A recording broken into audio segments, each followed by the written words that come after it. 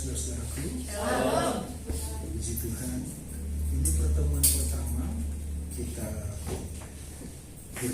menyembah dan berdoa bersama-sama.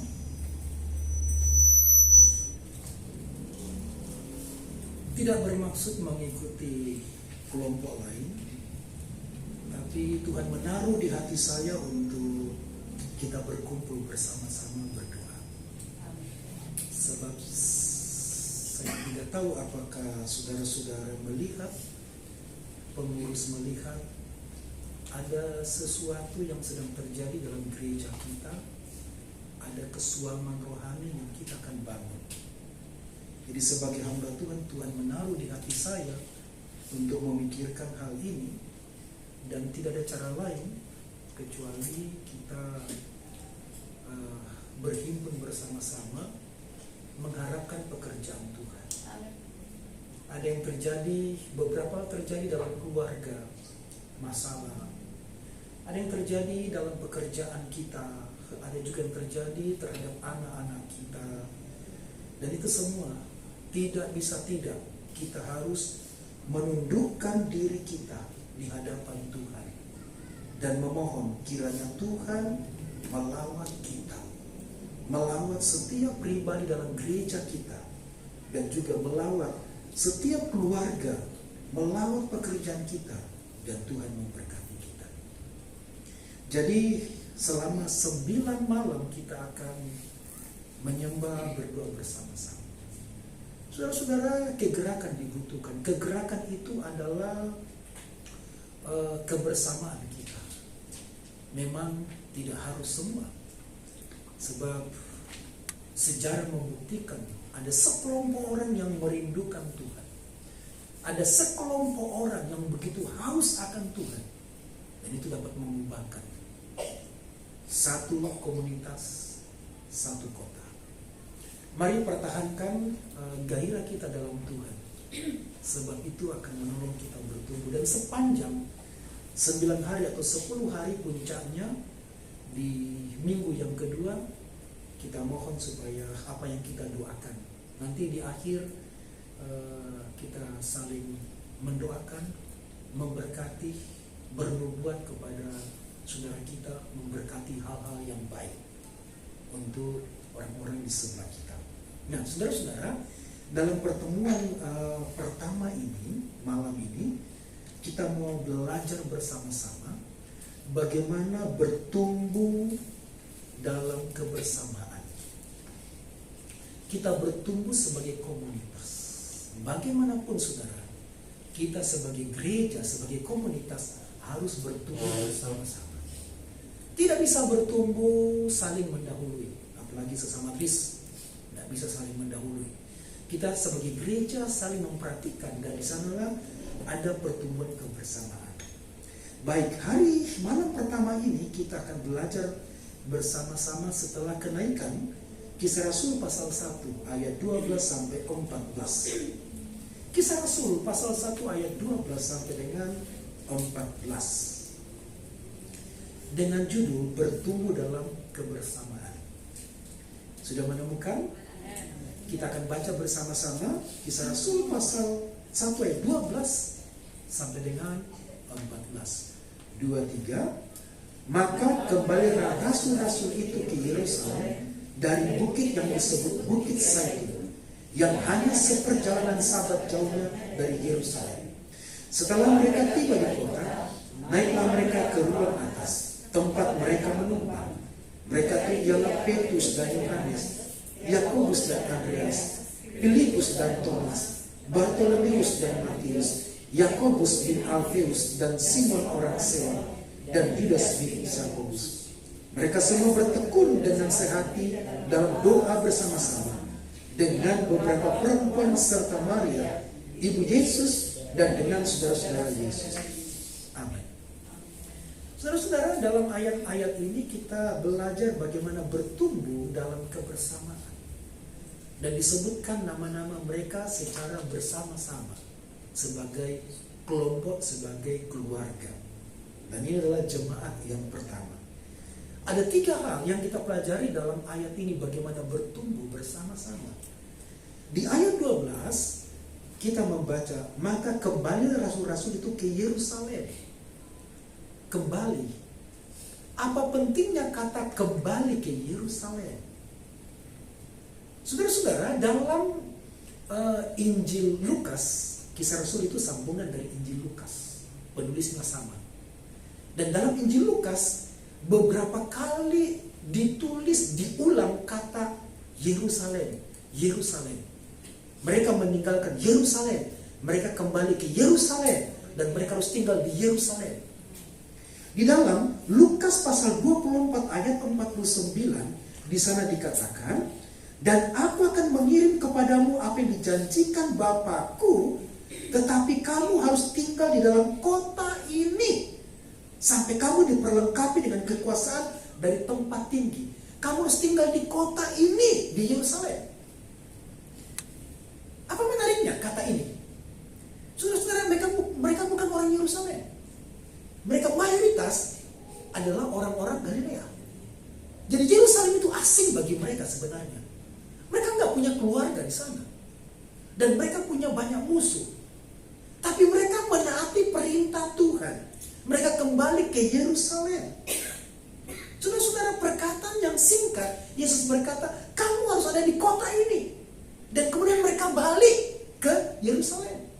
Yang pertama, saudara-saudara, bagaimana bertumbuh dalam kebersamaan taat pada perkataan Tuhan. Bersama-sama dan tidak ada yang tertinggal satupun. Mereka berangkat bersama-sama ke Bukit Zaitun dan balik juga bersama-sama ke kota. Ada kesempatan mereka untuk meninggalkan kota Yerusalem dan balik ke kampungnya, ke pekerjaannya, seperti yang beberapa hari mereka lakukan. Dan mereka sempat balik ke Galilea. Tapi mereka tahu mereka gagal kalau mereka ke Galilea. Dan mereka taat. Saudara-saudara, ada banyak orang gagal karena mereka nggak bisa taat pada firman. Bahkan firman yang sekecil apapun ketika kita tidak taat, kita nggak bisa berhasil. Dan murid-murid sudah belajar. Mereka mungkin masih mendengar perkataan gurunya, Tuhan berkata, anak-anak, apakah kau mendapatkan lauk pauk? Itu terjadi di Galilea. Ketika mereka menangkap ikan, seorang yang ahli menangkap tadi tidak dapat apa-apa. Dan mereka ingat itu dan mereka harus tahan dengan perkataan Tuhan. Seakan-akan mereka mendapatkan sedikit ejekan dari Tuhan. Anak-anak, kamu dapat apa? Ada nggak lauk pauk? Mereka menjawab, kami tidak punya lauk pauk. Jadi yang pertama, saudara-saudara, taat pada perkataan Tuhan bersama-sama. Kalau ada yang satu tidak taat, baiknya memang kita menegur. Dan jangan merasa pintar yang ditegur. Apalagi sudah selesai membaca Alkitab. Apalagi sudah sarjana teologi. Taat pada perkataan Tuhan itu memberi kita kehidupan, bukan identitas sebagai seorang Kristen atau seorang yang sudah berkali-kali hebat dalam pelayanan. Saudara-saudara, mereka semua menaati bukan hanya perkataan gurunya, karena mereka sudah kenal. Yesus bukan sekedar guru yang perkataan pengajarannya hebat, tapi setiap perkataan Yesus adalah perkataan yang membangun dan mereka mendengar itu. Saudara-saudaraku, kita tidak bisa bertumbuh dan mengenal Tuhan jika kita tidak taat. Atau kita hanya taat pada beberapa janji Tuhan saja. Ada banyak orang yang suka menghitung janji-janji Tuhan dan begitu pegang teguh janji Tuhan, tapi mereka nggak bisa taat dalam beberapa hal. Mereka susah beribadah, tapi janji Tuhan mereka pegang. Dan mereka akan tagih janji Tuhan kalau Tuhan lupa. Tapi kadang-kadang lupa beribadah. Kadang-kadang lupa berdoa. Bagaimana bisa bertumbuh dan bagaimana bisa diberkati? Jika Tuhan berkata begini, mengucap syukurlah dalam segala hal. Memang itu berat. Walaupun sebenarnya sangat mudah berkata, Tuhan terima kasih untuk semua berkat-Mu, terima kasih untuk berkat hari ini. Agak sakit sedikit Tuhan, tapi harus mengucap syukur. Dan waktu kita melakukan itu, Tuhan tahu bahwa ada sesuatu yang terbaik yang akan terjadi waktu kita melakukan firman. Ada sesuatu yang akan mengubah hidup kita, mengubah perasaan kita waktu kita melakukan firman. Jadi kita tidak bisa bertumbuh kalau hanya mempercayai firman Tuhan tapi menolak perintah Tuhan. Kita tidak bisa bertumbuh dan diberkati kalau hanya mengambil beberapa perkataan Tuhan saja tetapi mengabaikan yang lain. Kita harus taat. Risiko apa yang kira-kira murid-murid akan alami? Apakah ada risiko pulang ke Yerusalem? Sangat banyak risikonya. Sangat banyak. Di Yerusalem, mereka tidak hanya punya keluarga, tapi ada musuh-musuh mereka. Pembenci-pembenci Tuhan dan pembenci kelompok mereka. Tapi Tuhan berkata, balik. Dan saudara perhatikan. Begitu ajaibnya Tuhan memelihara mereka. Walaupun ada banyak orang yang memusuhi mereka, tapi secara ajaib Tuhan pelihara mereka, Tuhan sembunyikan mereka di kota Yerusalem. Saudara tahu di mana mereka tinggal? Dan sangat aman. Di depan bait Allah mereka tinggal. Bukankah di bait Allah orang-orang Farisi? Itu musuh-musuh Tuhan. Tapi di depan mereka tinggal, yaitu bukan tinggal, mereka bersekutu setiap hari. Berarti mereka kelihatan masuk ke rumah itu, keluar dari rumah itu. Jadi mereka tidak tinggal di sana, tidak tidur, dan juga tidak makan di sana. Mereka pasti tetap kembali ke rumah mereka. Kalau kos, kalau ngontrak, akan kembali ke tempat mereka. Karena kemungkinan murid-murid yang hadir ini 120 orang. Jadi kalau kita hadir semua 100 dengan anak-anak sekolah minggu, hampir 120 murid-murid kalau kita hadir semua. Dan mereka hadir. Mereka di sana bertekun. Perhatikan begitu ajaib Tuhan memelihara mereka, sekalipun di tengah kota, tidak ada alasan bagi mereka untuk takut, dan mereka menikmati pemeliharaan. Dan berjam-jam di loteng itu mereka menyembah Tuhan. Saya yakin suara mereka keluar waktu mereka menyembah selama 10 hari itu. Dan mereka tidak takut, karena mereka sudah tahu Tuhan sudah dimuliakan di sorga dan memerintah, memegang tampuk pemerintahan seluruh langit dan bumi. Yang pertama saudara, kita harus taat dengan perkataan Tuhan. Tidak mengabaikan, tidak memelihara satu dan mengabaikan yang lain. Yang kedua, di ayat 13, ke Alkitab kita kembali. Setelah mereka tiba di kota, naiklah mereka ke rumah atas, tempat mereka menumpang. Mereka itu ialah Petrus dan Yohanes. Perhatikan perkataannya, menarik ya. Petrus dan, kenapa harus dipakai dan. Mungkin sebaiknya begini kan kalimatnya. Mereka itu ialah Petrus, Yohanes, Yakobus, Andreas, Filipus, Thomas, sebaiknya begitu. Tapi menarik, ditulis berpasang-pasangan. Dan terakhir, 3 cowok ditulis dan. Apa maksudnya ditulis berpasangan? Ke-11 murid pria ini sehat dalam kebersamaan. Yang kedua adalah kita bertumbuh sehat dalam kebersamaan. Rupanya penulis Lukas tahu yang mana ini cocok kumpul bersama-sama. Jadi kenapa harus berdua? Berduanya bukan hanya berdoa berdua, tapi juga mereka saling menjaga, berdua-dua saling menjaga, saling mengingatkan. Biasanya dalam bimbingan, beberapa waktu yang lalu ada keluarga yang dibimbing, dan apakah saya perlu WA lagi? Atau cukup saya sudah tidak WA lagi? Ya, untuk mengingatkan bagaimana kabarnya, bagaimana keadaannya, masih bertengkarkah, masih ada masalahkah? Apakah perlu di WA lagi? Jadi kita membutuhkan berdua menemukan sahabat di mana kita saling menjaga. Kenapa kita tidak bertumbuh? Karena kita merasa tidak punya sahabat di sini. Mengapa seseorang tidak bisa bertumbuh di satu gereja? Karena merasa tidak punya keluarga. Kalau ini keluarga kita akan bertumbuh di sana dan kita sehati di sana satu dengan yang lain. Dan mereka kelompok besar, tapi menjadi ada kelompok kecil yang saling membangun satu dengan yang lain. Baiklah, mungkin satu di antara kita, di antara yang lain berkata, bolehkah Bapak, Ibu, Saudara mengingatkan saya? Karena saya bisa lemah dalam hal ini.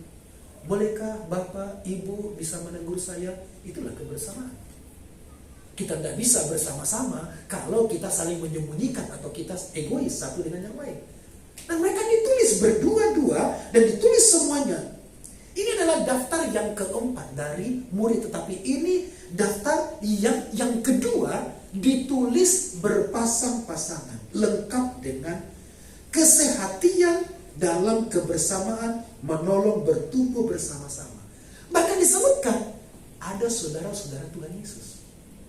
Di ayat 14 dikatakan ikut juga saudara Yesus. Ini bukan saudara dalam rohani, saudara dalam Tuhan, bukan. Ini saudara kandung Yesus, atau saudara tiri lebih tepatnya ya. Tapi saudara kandung, lain bapak sama ibu. Yesus bapaknya Allah Bapa. Kalau saudara-saudara Yesus siapa? Satu, Yakobus, ya, Simon. Ada 3 saudara Yesus, gitu. Dan surat Yakobus bagian terakhir di kitab kita itu adalah saudara Yesus yang rendah hati mengakui dirinya, berkata dari hamba Kristus Yesus. Dia tidak berkata dari saudara, rendah hati. Nah, kesehatian itu membangun kebersamaan sekaligus menarik orang. Menarik orang, datanglah saudara Yesus. Yang ini kali pertama saudara Yesus menggabungkan diri dalam kelompok murid-murid. Di Injil yang lain disebutkan bahwa saudara Yesus mencari Yesus. Tapi kata Yesus, ibuku adalah mereka melakukan firman, saudaraku adalah mereka melakukan firman. Karena mereka mencari Yesus untuk dibawa kembali berkumpul. Nah saudara-saudara, perhatikan juga kebersamaan dari murid-murid ini ditunjukkan bukan hanya berpasang-pasangan, bersahabat secara rohani. Kadang-kadang ini sulit. Sulit karena susah untuk merendahkan hati, memiliki sahabat. Sulit. Biasanya kita bersahabat, sahabat rohani kita itu maksimal 3 atau 4. Sekitar 2-3. Tapi celakalah mereka yang tidak punya sahabat rohani. Alkitab berkata, berdua lebih daripada seorang diri. Ada kekuatan dalam keberduaan. Ada penghiburan dalam keberduaan. Dan kita juga lihat, perhatikan bagaimana kesehatan ini dibuktikan dengan pemberian dari seorang ibu, kemungkinan janda, yang memberikan rumahnya. Selama 10 hari atau lebih, rumahnya ini dipakai untuk persekutuan. Siapa itu? Ibunya Yohanes Markus, yang menulis Injil Markus, yang pernah melarikan diri waktu pelayanan bersama-sama dengan Paulus. Dia melarikan diri, tapi ternyata memang sudah dilatih anak ini, hanya memang manja. Dan ibu ini, ibu dari Maria Markus, ibu Maria ini bukan ibu Maria Yesus, ibu Yesus, tapi dia adalah ibu dari Yohanes Markus, memberikan rumahnya dipakai persekutuan sebagai markas untuk membangun kerajaan Allah. Dan di rumah loteng itu juga kegerakan terjadi. Berilah ruang di hati kita, Tuhan bekerja. Bukan hanya berikanlah gereja ini Tuhan bekerja, tapi berilah rumah kita, kamar kita, ruang hati kita, Tuhan bekerja. Berdoalah selalu di rumah kita, hadir di sini Tuhan. Berkatilah keluargaku. 10 hari kita berdoa, mendoakan ini, terus menerus mendoakan keluarga kita, mendoakan pekerjaan kita, berdoa, beri ruang seperti ibu dari Yohanes Markus, memberi ruang, dan itu kebahagiaannya. Pasti dia mendapatkan penghiburan selalu, setiap saat. Kehadiran dari para rasul dan orang-orang percaya 120 berdoa, dan itu akan menguatkan, membangun. Berilah diri kita, berilah ruangan hati kita, ruangan kamar kita, berdoalah, bangun di sana, bangun kamar kita dengan doa-doa, ya, bangunlah rumah kita dengan doa-doa. Yang ketiga, saudara-saudaraku, bertumbuh dalam kebersamaan. Di ayat yang ke-14, mereka semua bertekun dengan sehati dalam doa bersama-sama dengan beberapa perempuan serta Maria ibu Yesus dan seterusnya. Mereka semua bertekun dengan sehati dalam doa bersama-sama. Bertekun dalam doa bersama. Ada 3. Yang pertama adalah kita taat pada perkataan Tuhan. Yang kedua adalah sehati dalam kebersamaan. Dan yang ketiga, bertekun. Saudara-saudaraku, kata bertekun ini berarti serius. Bertekun ini berarti sungguh-sungguh. Dan ini dibutuhkan waktu 10 hari, itu tidak main-main, saudara. Mereka punya kegiatan, mereka punya pekerjaan, mereka punya proyek semua. Tapi bertekun itu berarti serius. Nah, waktu kita bergereja serius. Kalau mau bertumbuh serius. Nggak bisa begini. Saya mau libur deh minggu ini. Minggu depan saya libur, lalu nggak bisa, kita nggak bisa bertumbuh. Apa kalau bentuk KTB, kelompok tumbuh bersama, nggak bisa. Minggu ini hadir, lalu minggu depan tidak hadir, itu bukan kelompok tumbuh bersama. Kelompok tumbuh sendiri-sendiri. Nanti kita ubah KTS. Karena bertekun. Lalu kalau tidak hadir, itu harusnya diberitahu. Daripada kita tunggu ya sampai 7:30 kita tunggu nggak datang, kita tunggu deh sampai jam 8 nggak datang buyar. Maka minggu depan begitu terus. Jadi mulai hari ini ada ibadah jam berapa? Komit 7:30, makan dulu, makan aja, nggak usah tunggu-tunggu. Mulai ibadah saja, kebiasaan ditunggu orang seperti itu.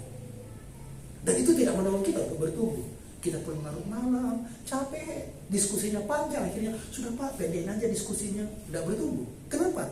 Karena KTS atau bukan KTS, KTE, kelompok tumbuh egois. Egoisnya bertumbuh.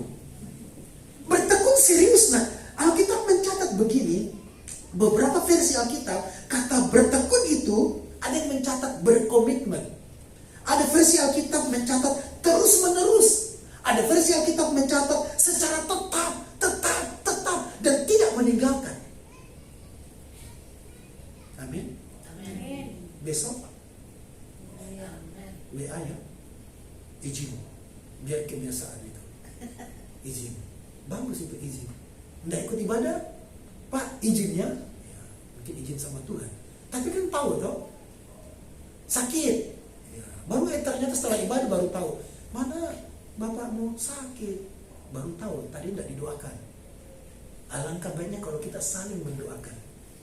Itulah kelompok tumbuh bersama, bertekun dalam kebersamaan, bertekun dalam doa, supaya kami Petrus dan siapa tadi? Yakobus berdoa berdua, kita gereja dan satu orang, kita saling mendoakan, itu bertekun. Jadi bertekun juga ada unsur kesabaran. Bertekun sabar. Kadang-kadang memang sulit karena ya mungkin yang melayani tidak sesuai dengan keinginan kita. Tapi bertekun berarti kita sabar. Nah, dalam ketekunan juga ada unsur penderitaan, di mana kita akan memaksa diri kita akan memaksa tubuh kita, memberi waktu kita sedikit menderita. Bertekun, kita akan menderita. Datang ke sini menderita, meluangkan waktu menderita, membuang pekerjaan kita menderita. Harusnya menghasilkan sesuatu, tapi karena kita ingin bertekun, tapi itu kan menolong kita bertumbuh sebagai gereja. Nah, kata lain, bertekun sehati itu artinya apa? Mirip dengan kata homogen, sama semua. Jadi walaupun saya tidak suka, tapi mau tidak mau saya harus homogen, artinya satu warna. Sehati artinya satu warna. Warna saya kalau saya mengasihi Tuhan, maka saya menyembah. Saya sukanya sih kalau boleh lagu sukacita semua. Tapi namanya sehati, maka saya harus taat untuk ikut dalam penyembahan. Saya sih kalau boleh nggak usah angkat tangan, diam aja begini, dan tidak perlu mengucapkan berkali-kali 100 kali haleluya. Tapi namanya sehati, maka saya harus berkorban. Jadi ada unsur pengorbanan dalam ketekunan itu, dan kesehatan itu adalah saya harus memaksakan diri untuk homogen supaya saya menumbuhkan orang lain. Yakobus menumbuhkan Yohanes, Bartolomeus menumbuhkan sahabatnya. Itulah sebagai keluarga. Ada yang pimpin pujian, dia menumbuhkan kita. Ada yang pimpin doa, dia menumbuhkan kita. Ada yang main musik, dia menumbuhkan kita. Memberikan firman, dia menumbuhkan kita. Ada yang di sebelah kita, suaranya keras sekali, kemudian kita juga, kok suara saya pelannya. Dan kemudian kita semangat berdoa, menumbuhkan kita. Kita sebagai gereja. Saudara-saudaraku, mulai hari ini, kita mengubah komitmen kita. Supaya kita bertumbuh sebagai gereja, bertumbuh sebagai komunitas. Bukan lagi KTS, apalagi KTE, tapi sebagai KTB, kelompok tumbuh bersama, dan menjadikan kita sebagai keluarga pengikut Yesus. Mungkin lebih baik bukan jemaat Siloam, tapi keluarga Siloam, karena kita akan bertumbuh bersama-sama sebagai keluarga. Kita akan disenggol, tapi saya mengampuni. Homogen. Saya akan mengampuni karena saya satu warna, saya satu hati untuk Tuhan yang sama-sama. Saudara-saudara, kita akan berdoa kiranya Tuhan melawat kita dalam ibadah kita sepanjang 10 hari. Kita berdoa. Tuhan, silakan Tuhan kerjakan hidup kami. Kami mau belajar berkomitmen. Beberapa hari ini kami akan bertekun 9-10 hari ini dan menantikan lawatan Tuhan bagi diri kami, untuk tubuh kami, kesehatan kami, untuk pekerjaan kami, untuk keluarga kami, untuk kota kami. Kami menantikan lawatan Tuhan. Sedang kami bergumul di sini, kami percaya begitu ajaibnya Tuhan memelihara murid-murid di Yerusalem, Tuhan juga akan memelihara kami sedemikian rupa, bahkan menyembunyikan kami dari mara bahaya, menyembunyikan kami supaya kami tidak terlihat dari celaka, menyembunyikan kami supaya kami tidak terlihat dari malapetaka. Dan betapa ajaibnya Tuhan menyembunyikan kami, memelihara kami supaya kami tidak terlihat oleh masalah. Menyembunyikan kami, memelihara kami sedemikian rupa supaya kami tidak terlihat pekerjaan-pekerjaan buruk. Tuhan kiranya melawat kami di sini, membakar hati kami, membakar semangat kami, memberi kami gairah untuk menyembah Tuhan. Sebab Tuhan pemelihara hidup kami, pemelihara jiwa kami, pemelihara masa hidup kami saat ini, dan masa hidup kami yang akan datang. Akan memelihara, memberkati pergumulan-pergumulan kami.